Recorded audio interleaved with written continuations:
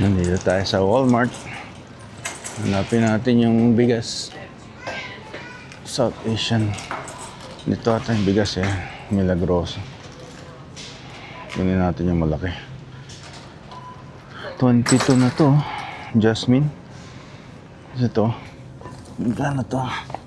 Wala. Presyo. Mas presyo tayo. 18. Malaki ata How much? Say. Does it say? 35.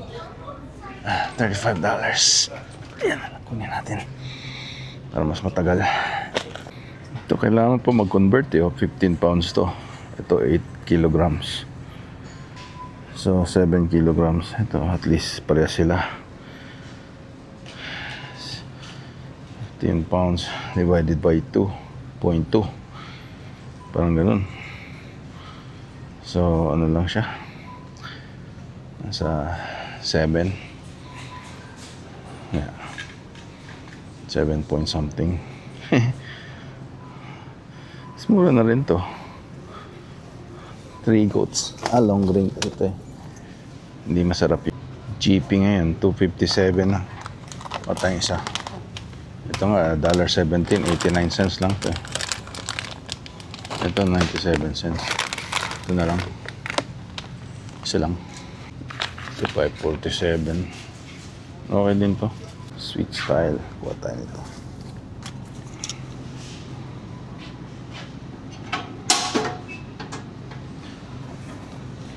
Original. Ito na lang. Sweet style. Oh God. Sorry. Sweet style. Ito. Ang Jollibee yan. Stewing beef no, $30 Bili tayo ng 956. Ang magkano dati yan? 16, 19, naging 956 na lang. You pay 956. Okay. Half price. Sardines, $10 no. Sana mura. Ito 897 muscle meat. Ang bangus. Kuha tayo nito. Broccoli crunch $4. Okay na to. Isa lang. Mediterranean.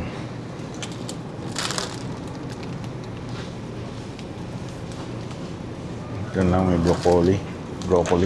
Ito pa yata. Subukan ko to. Sweets. Pang diabetes. Yung trabaho ng packer ginawa na rin ng bumibili. Tapos mas mahal pa ang bilihin ngayon. Parang naiba na ata ang Canada. Ay, I forgot this.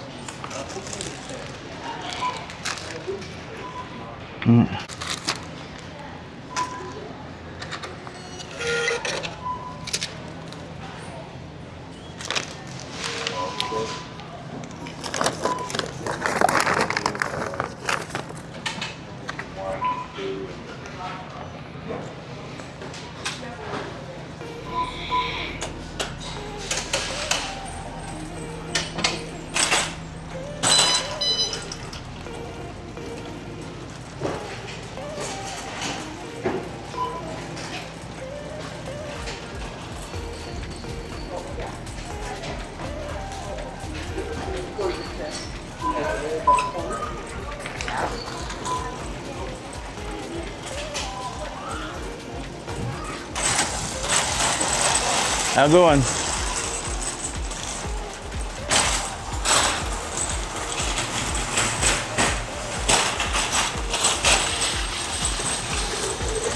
Ayan sa Canada, you're identified as what you do, right? Kung ano yung trabaho mo. So pag kami bagong kakilala, yun agad ang tinatanong usapan. Pero syempre, yung ibang mga Pilipino tactless na. aha, tinatanong kung magkano yung sweldo, pero in Canada, that's a private matter, right? You don't ask those kind of questions. It's just not polite. Pero sa atin, naintindihan ko kung bakit tinatanong. Kasi parang normal lang sa atin yun, malaman yung sweldo ng mga kapitbahay mo, kamag-anak mo. Which is in a way, may closeness na mafe-feel mo sa tao kung ganun ang inyong tawagan, right? Or a way of conversation. But there's a certain degree na dapat may privacy para yung respect is andun. Ewan ko kung nakukuha nyo ang ibig kong sabihin. So, kaya yung social ano natin in my opinion, right? In my humble opinion, parang nagkakagulo, nagkakamarites dahil sa bangayan nga ng mga kapitbahay, kaibigan, inggit. Yan yung kasi kung hindi mo tanongin yung sweldo ng kakilala mo, hindi ka maiinggit kung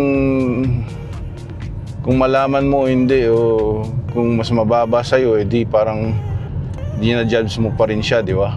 So it's not a matter of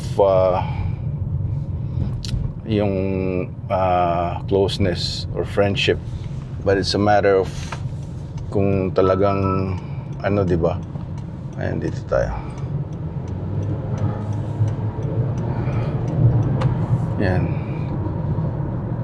It's a matter of privacy and respect, and it's just not right to ask for yung sweldo ng kakilala mo, right?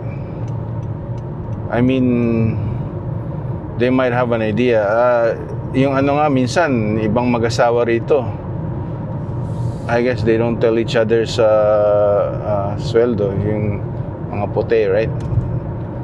But you know, it's a family household, so they must know. But kung mga partner na they're in two separate tax na gumagawa, hindi lang isang tao, maybe they have their privacy pagka hindi kasal.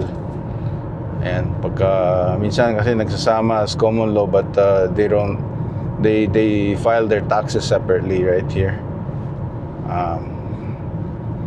Ayun, mas may tax credit ka pagka couple, but ano mo rin yung number of mga dependents mo. Kung may mga dependents ka, yung tax credit, it might not be enough for to compensate for the expenses na nakukuha mo, right? So or spend mo pala. So the next couple of days is gonna be nice, in the 20s, right? So after that, pagkatapos ng summer, lalamig na. Lumalamig na rin sa gabi, tsaka yung below 9 o'clock na yung sunset So nag-iba na yung klima. But we're lucky this year in North BC, not much smoke. Wala masyadong mga forest fire na mas malapit dito na naapektuhan ang kapaligiran. So it's a lucky year this year. Tsaka madalas mag-uulan kaya siya, dry wet pala yung ground, at saka yung mga dry leaves na hindi mga nakolekta, o bawal kasi mag-burn ng leaves. Unless na walang fire burn, pwede mong ilagay, isama sa mga dito sa pag nag-bonfire ka. But sometimes you gotta be careful, because kung yung mga pine na binaburn mo, pumupunta sa kapitbahay. Nagrereklamo nung nakatira pa kami doon sa central spruce land. ang tawag no?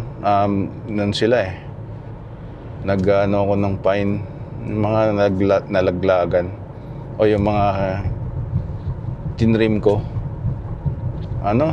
Nagalit, hindi naman nagalit, nagpunta at saka, what are you guys burning? It's not allowed, ganun, sabi niya sa akin. So tinigil ko. So just para hindi, kasi baka tumawag siya ng bylaw and then pupuntahan ka. I'm noticing na medyo may sa, I don't know kung fog yan or smoke, but baka mag forest fire season pa rin. Ayun, as we drive here, I'm noticing some smoke ba yan? Parang puti yung the green is not as green, so parang smog, tsaka yung quality ng air is not as fresh. Parang may kasamang burned smoke. Ayan.